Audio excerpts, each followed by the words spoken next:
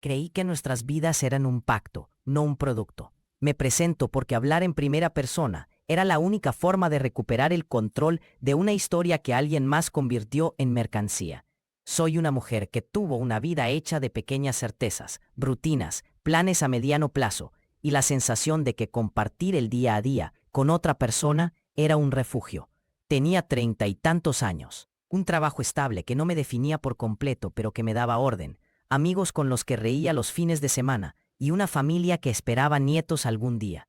Mi casa olía a café por la mañana y a libros por la noche. Tengo una costumbre absurda de dejar las ventanas abiertas un poco, aunque haga frío, porque me gusta que entre el ruido de la ciudad, como un recordatorio de que no todo en el mundo depende de mi voluntad. Esa sensación de control aparente fue la que más daño me hizo cuando todo empezó a resquebrajarse. Antes de que la dinámica se volviera tóxica, nuestra relación era convencional en la forma en que los demás la verían. Cenas improvisadas, planes de fin de semana, discusiones que se resolvían con gestos de arrepentimiento y la promesa, hablada y no hablada, de algo parecido a fidelidad. Yo trabajaba por las mañanas y por las tardes atendía proyectos personales. Él tenía horarios irregulares, más cercanos a la promesa de que algún día todo eso se convertiría en algo grande. Hubo, desde el principio, una mezcla de entusiasmo y urgencia en su voz cuando me hablaba de sus planes, contratos que podían llegar, programas que estaban interesados. Aprendí a celebrar anticipadamente, a guardar sonrisas cómplices ante triunfos que aún no eran míos. Me gustaba sentir que hacíamos equipo, que la decisión de caminar juntos incluía renuncias y ventajas compartidas. Mis amigos decían que parecía feliz y honestamente, yo lo estaba. Estaba convencida de que 20 años de noticias y entretenimiento no eran mi guerra, que nuestras peleas se quedaban entre nosotros, que nuestras risas eran propiedad exclusiva. Las señales más pequeñas aparecían como fisuras, llamadas truncas al teléfono que interrumpían cenas. Mensajes que desaparecían de la pantalla de su móvil justo cuando yo entraba a la habitación. El hecho de que comenzara a filmar para un recuerdo, sin preguntarme si yo quería aparecer. Yo lo atribuía al nuevo ritmo de su vida. Contrataciones, reuniones, gente nueva que entraba y salía. Había celos, claro, pero eran los cotidianos, fácilmente domesticables por una conversación honesta. Él siempre devolvía la calma. Me pedía paciencia y hablaba de futuro como si con eso comprara mi silencio. Viajes, una casa, la promesa de que aquello, cuando llegara, nos recompensaría. Empecé a notar los pequeños detalles en mi cabeza. El sobresalto cuando mi nombre aparecía en alguna mención pública que yo no había autorizado. El rumor de que había firmado algo importante sin informarme. No le di peso, porque él seguía siendo mi compañero.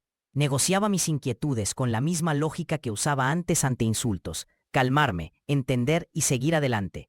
La primera injusticia, que me golpeó con fuerza, fue un jueves por la mañana. Desperté con el teléfono lleno de notificaciones. Mensajes de amigos, capturas de pantalla, un hilo viral en redes donde alguien había recortado y puesto nuestras discusiones como entretenimiento. No era un tuit aislado. Era un video editado que compilaba fragmentos de nuestros desacuerdos más privados, presentado como contenido exclusivo por un programa al que él, según su propia promesa de fidelidad, pertenecía. Ver mi voz fragmentada, mis lágrimas, la intimidad reducida a una trama para aumentar rating, fue como recibir una agresión física. Sentí que alguien había entrado en mi casa sin tocar y había tomado objetos que solo yo podía reconocer. Fotografías, memorias. Mi manera de respirar en esos momentos. No recuerdo si la primera reacción fue ira o vértigo. Recuerdo, sí, que lo busqué, que su teléfono tenía un titular grande y brillante con su nombre asociado a la cadena que había firmado. Él me miró con una mezcla de sorpresa y una frialdad nueva. No había pedido permiso, ni siquiera me había avisado que iban a usar nuestras peleas. El equilibrio que habíamos sostenido, esa especie de pacto tácito de privacidad, se rompió en un segundo. Los días siguientes se llenaron de explicaciones públicas y silencios privados. Él afirmó que había firmado exclusividad con un programa que quería contar historias reales, que la productora era la que editaba y decidía lo que iba al aire. Su explicación siempre venía con el mismo tono. Frases medidas, la presentación de una verdad inapelable que no admitía mi perspectiva. Nadie me preguntó si yo había consentido.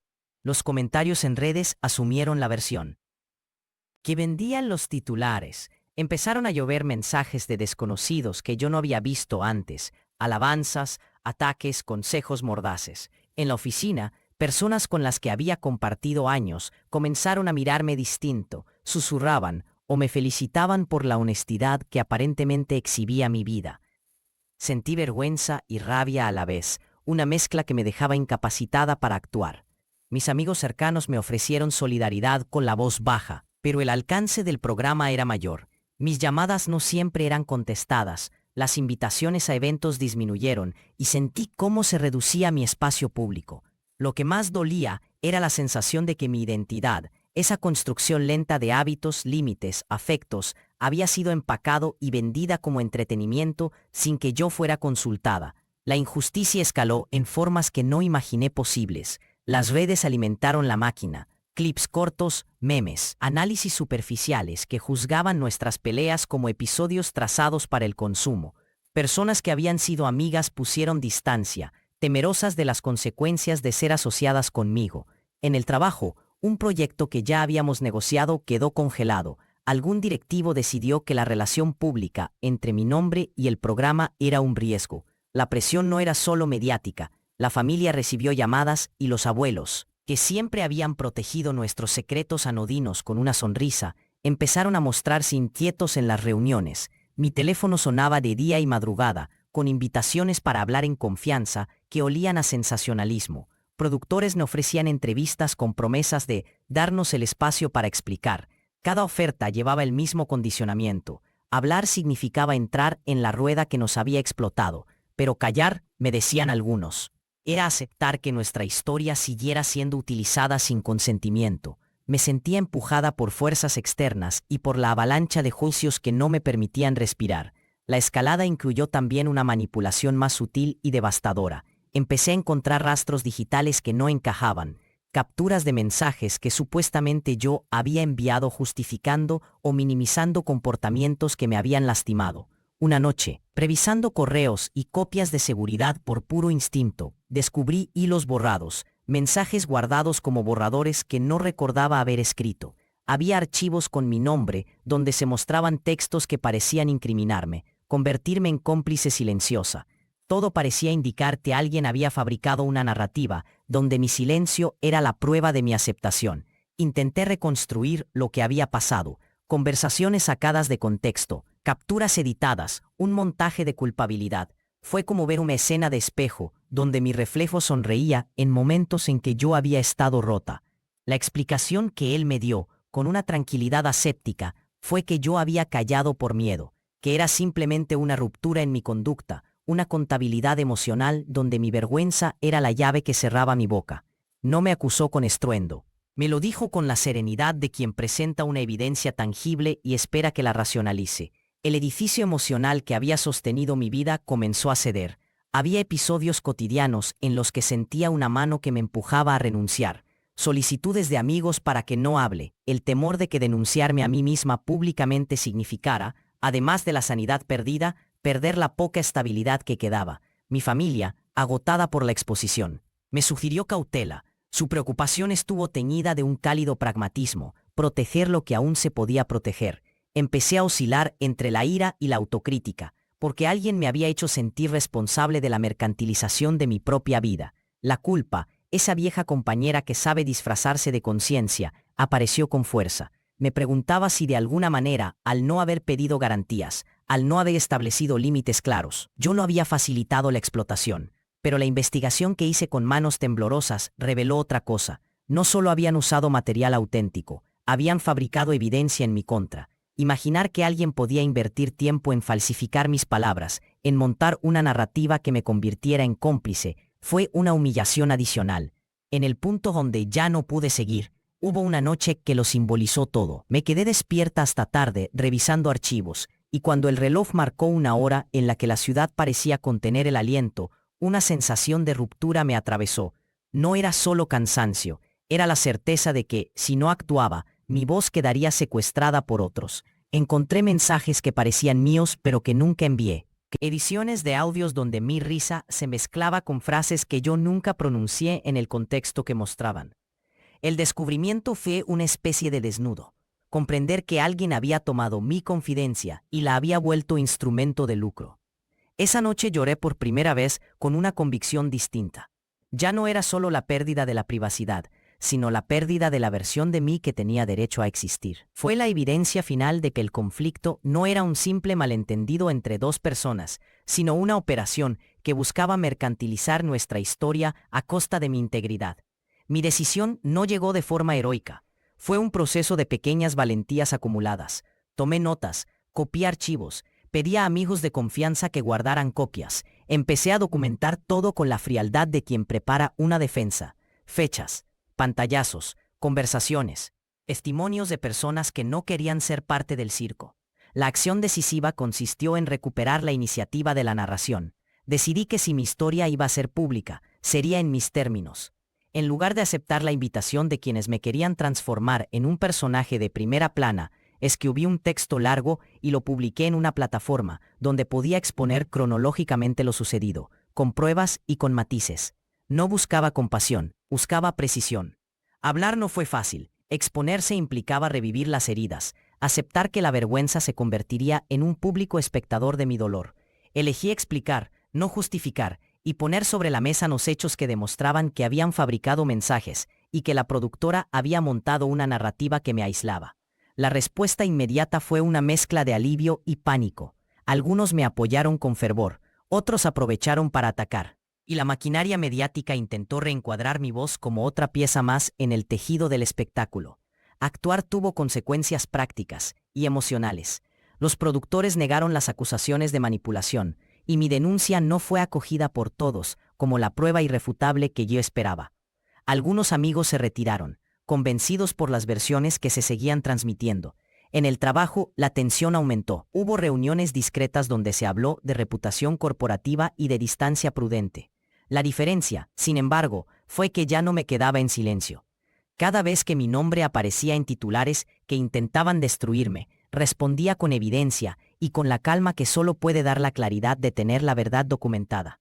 No fue una victoria inmediata, fue una serie de pequeñas reparaciones, llamadas para reparar contratos perdidos, conversaciones difíciles con la familia, para explicar por qué había decidido exponerlo todo, y sobre todo, una reconstrucción personal que no tenía que ver con el perdón ni con la indiferencia, sino con la posibilidad de nombrar lo que había pasado sin que me intentaran callar. Hubo reacciones duras, demandas por difamación de la otra parte y amenazas veladas que buscaban silenciarme por cansancio. Sentí miedo, porque el poder de transformar la vida de alguien a través de narrativas mediáticas es real y puede aplastar reputaciones. También descubrí que hablar era un acto que me devolvía algo que alguien me había quitado, el derecho a interpretar mis propios silencios. Acepté la vergüenza pública en el sentido más literal, permitir que los otros vieran mi vulnerabilidad sin pedirles aprobación. No lo hice para provocar lástima, lo hice porque entender que mi historia había sido mercancía me obligó a recuperar su valor como historia humana y no como producto. Reaparecieron personas que se me acercaron con genuino asombro, algunos que se convirtieron en testigos, otros que simplemente escucharon sin juzgar. Poco a poco me di cuenta de que mi voz, antes ahogada por el ruido, empezaba a recuperar una forma propia. El desenlace no fue un cierre espectacular. Legalmente hubo idas y venidas, acuerdos parciales, rectificaciones que no borraban todo el daño. La productora dejó de emitir ciertos episodios y se publicaron disculpas técnicas, pero no hubo un reconocimiento público que lo corrigiera todo. A nivel personal, la ruptura con él fue inevitable. La confianza, una vez deshecha de ese modo, no se recompone con palabras. Me fui de la casa que habíamos compartido, recogiendo solo lo esencial y algunos objetos que guardaban historias privadas. La mudanza tuvo la pesadez de un rito. Embalar fotografías fue como decidir qué parte de mi pasado merecía seguir conmigo. Empecé a reconstruir rutinas, a dormir con las ventanas abiertas y con la sensación de que la ciudad me vigilaba, pero con la nueva certeza de que mi relato era mío para contarlo cuando quisiera. Las consecuencias se extendieron más allá de lo esperado. Algunos amigos volvieron con distancia. La familia, que había sentido la exposición como un ataque, cuidó las relaciones como se cuida una herida infectada, con precaución y con ternura. En el plano laboral, la recuperación fue lenta. Hubo empresas que prefirieron no arriesgarse, pero también hubo quienes valoraron mi franqueza y mi capacidad de explicar los hechos.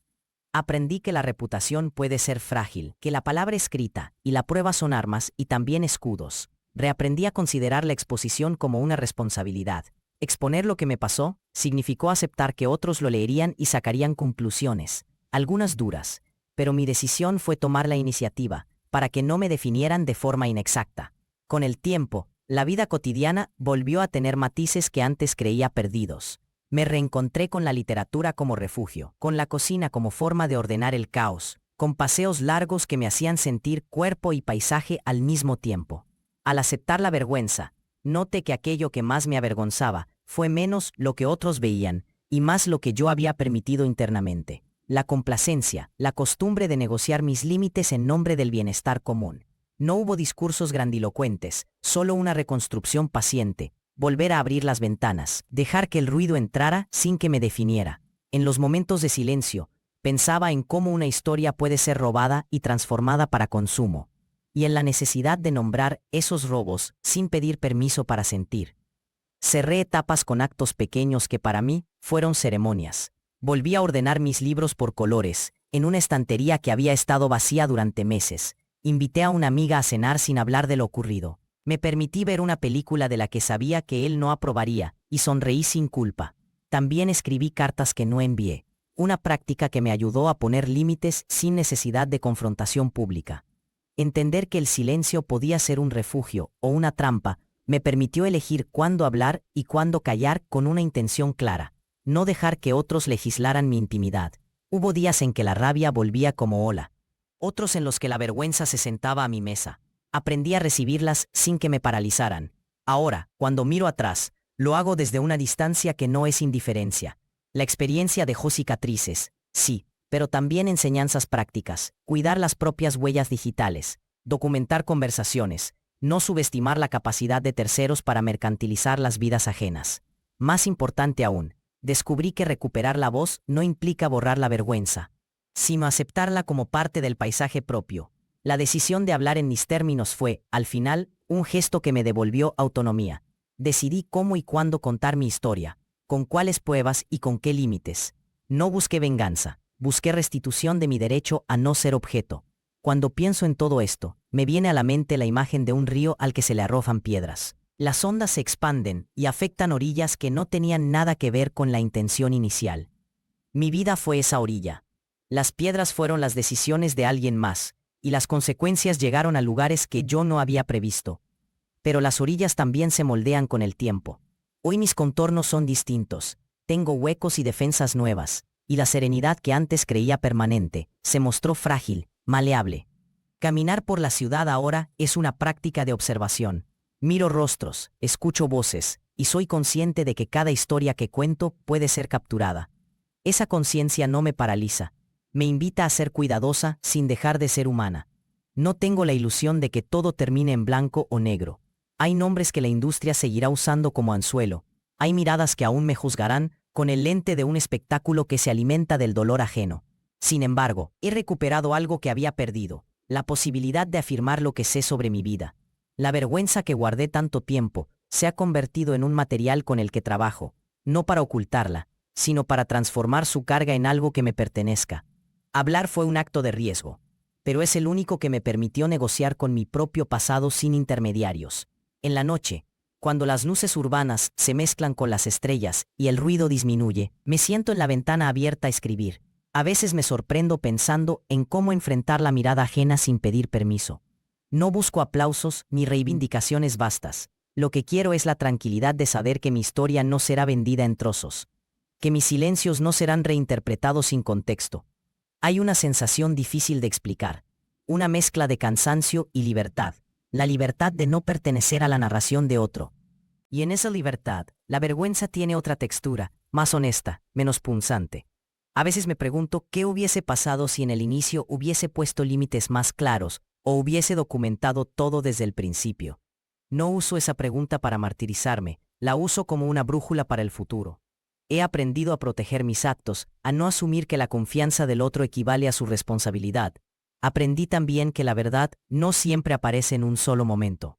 A menudo se construye con piezas, con registros, con la paciencia de quienes eligen ver y escuchar. En mi caso, reconstruir la verdad implicó aceptar que la exposición duele, pero que el silencio impuesto duele más. El cierre no es una sentencia final, sino una aceptación en movimiento. He recuperado mi voz, no porque mi nombre desapareciera de los titulares, sino porque aprendí a nombrarme a mí misma con soberanía. La poesía de este final no está en grandes frases, sino en gestos sencillos: abrir una ventana en invierno, cocinar sin miedo a invitar a alguien que me pregunte por lo ocurrido, escribir sin la urgencia de ser consumida. Mi vida ya no es mercancía, porque decidí que no lo fuera. La devolví al mundo como lo que siempre fue: un conjunto de afectos, errores, decisiones y límites. Si hay una imagen que me acompaña ahora, es la de un verso breve que no necesita ser repetido para existir. Caminé por una ciudad que aprendió a mirarme con cierta piedad y algo de respeto. Quizás eso no sea suficiente para deshacer todo, pero sí es suficiente para recordar que, a pesar de las heridas, mi voz se mantiene. La vergüenza sigue ahí, como un eco, pero ya no me define. Me prometí reconstruir mi relato sin dejar que otros lo tasaran. Esa promesa es la que ahora guardo como un objeto no negociable: mi historia, contada por mí, con todas sus imperfecciones.